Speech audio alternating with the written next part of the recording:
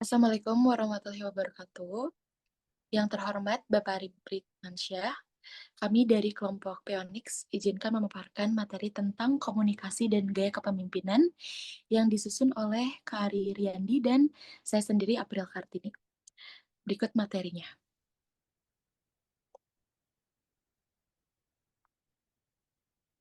Baik, terima kasih Dinda April. Komunikasi dan gaya kepemimpinan. Komunikasi yang efektif sangat dalam gaya kepemimpinan karena satu membangun kepercayaan dan hubungan yang kuat dan dengan tim. Dua, meningkatkan transparansi dan mengurangi kesalahpahaman. Tiga, memotivasi dan menginspirasi tim untuk mencapai tujuan bersama. Empat, mengelola konflik dan memberikan umpan balik yang konstruktif. Gaya kepemimpinan yang baik juga melibatkan kemampuan untuk mendengarkan, berempati, dan menyesuaikan gaya komunikasi dengan kebutuhan tim. Dengan komunikasi yang baik, seseorang pemimpin dapat meningkatkan kinerja tim dan mencapai hasil yang lebih baik.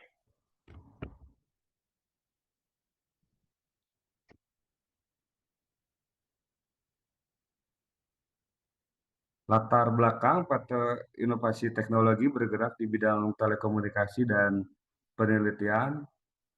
Fokus utama adalah pengembangan produk baru, Departemen Kunci, pengembangan produk, perancang, dan mengembangkan produk inovatif. Meskipun tim berbakat, muncul masalah kepemimpinan. Manajer Pak Budi gaya oktokratis, keputusan sepihak, kreativitas dan inisiatif tim terbatas, tidak ada ruang bagi ide dan masukan tim, dan inovasi sedikit terhambat. Studi kasus gaya kepemimpinan.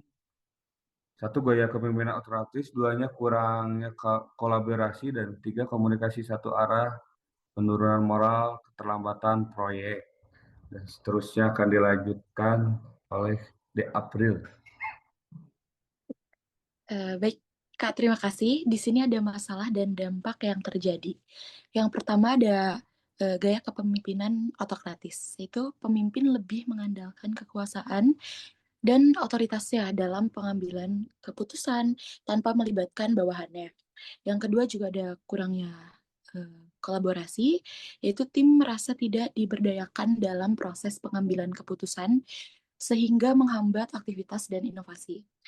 Lalu yang ketiga ada komunikasi satu arah, pemimpin tidak memberikan ruang bagi diskusi atau umpan balik dari tim yang menyebabkan ketidakjelasan tujuan dan frustasi.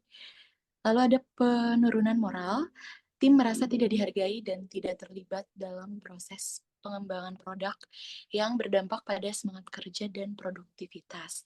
Yang terakhir ada keterlambatan proyek, yaitu karena keputusan yang tidak melibatkan tim, jadi beberapa proyek pengembangan produk jadi terhambat. Di sini ada pertanyaan diskusi. Yang pertama, berdasarkan teori gaya kepemimpinan, apa yang salah dengan gaya kepemimpinan Pak Budi? Jawabannya itu menggunakan gaya kepemimpinan otokratis, semua keputusannya sepihak, menghambat kreativitas dan inovasi, lalu menurunkan motivasi dan rasa dihargai anggota tim. Yang kedua, Kari, silahkan yang kedua. Baik, terima kasih De April. Bagaimana Ya. seharusnya Pak Budi mengubah gaya kepemimpinan agar lebih demokratis dan memberdayakan timnya? Satu, berbagi informasi, transparansi dalam pengambilan keputusan dan berbagai informasi dengan tim.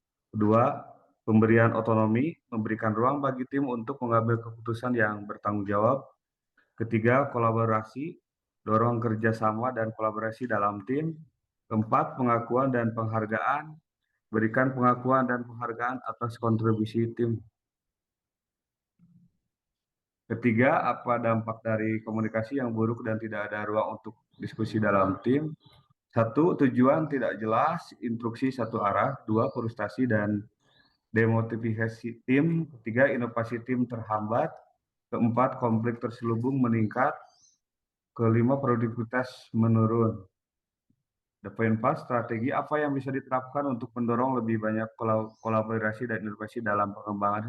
Satu, forum brainstorming rutin, sistem reward dan recording, dan 3 metode kerja kolaboratif. Keempat, pelatihan teamwork atau komunikasi. Dan poin 5, jika Anda menjadi konsultan komunikasi, langkah apa yang Anda sarankan untuk memperbaiki komunikasi dan meningkatkan moral tim? Satu, bangun komunikasi dua arah. Kedua, transparansi informasi dan keputusan. Ketiga, rapat rutin yang interaktif. Keempat, sistem umpan balik anonim. Kelima, pemimpin menerapkan active listening. Dan keenam, team building untuk memperkuat hubungan. Kesimpulannya akan dijelaskan oleh April. Baik, Kak Ari, terima kasih. Di sini ada kesimpulan yang telah kita buat, yaitu gaya kepemimpinan yang efektif memainkan peran penting dalam meningkatkan kinerja tim dan mencapai tujuan organisasi. Gaya kepemimpinan demokratis dan memberdayakan tim dapat meningkatkan motivasi, kreativitas, dan produktivitas. Dengan menerapkan seperti komunikasi terbuka, kolaborasi, dan pengakuan, pemimpin dapat menciptakan lingkungan kerja yang sangat positif. Lalu di sini ada contoh perilaku yang harus dimiliki seorang pemimpin berupa video. Seorang pemimpin yang baik tuh kayak gimana? Berikut videonya Kari. Apa saja perilaku pemimpin yang baik dan dapat ditiru? Poin pertama dari perilaku pemimpin yang dapat kita tiru adalah dapat dipercaya. Seorang pemimpin akan bertindak sesuai dengan yang ia katakan. Dengan begitu, ia akan mendapatkan kepercayaan dari orang sekitar. Sebagai pemimpin harus mencerminkan beberapa hal seperti kejujuran, konsistensi, komunikasi efektif, dan kemampuan mengakui kesalahan. Berfokus pada aksi. Perilaku pemimpin yang baik berorientasi pada aksi di lapangan, terutama kepekaan dalam melihat adanya kondisi tidak aman. Sebagai seorang pemimpin juga tidak hanya mengarahkan tugas dan melakukan monitoring, tetapi juga mendukung ide-ide dan memotivasi anggota serta terlibat langsung dalam menyelesaikan tugas. Perilaku pemimpin yang baik dan dapat kita tiru selanjutnya adalah bertanggung jawab.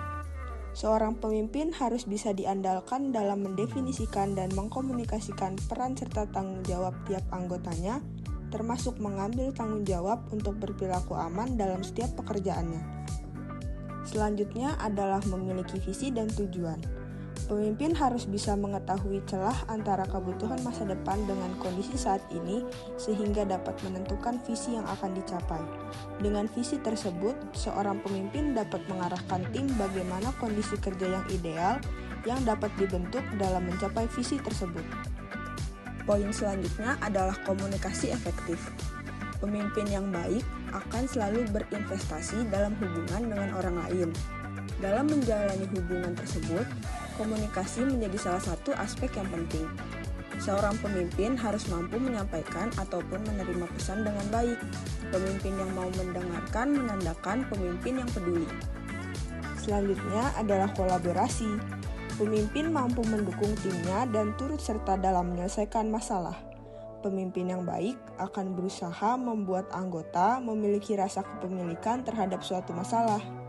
Yang terakhir adalah umpan balik dan penghargaan. Pemimpin yang baik mampu mengenali dan memberikan umpan balik yang bersifat membangun anggotanya.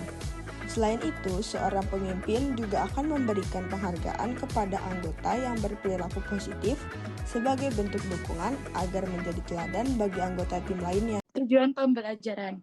Mahasiswa memahami berbagai gaya kepemimpinan dan bagaimana gaya tersebut memengaruhi kinerja organisasi.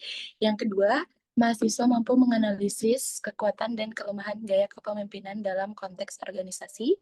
Dan yang ketiga, mahasiswa dapat memberikan solusi praktis untuk menciptakan lingkungan kerja yang lebih inklusif, kreatif, dan produktif. Terima kasih.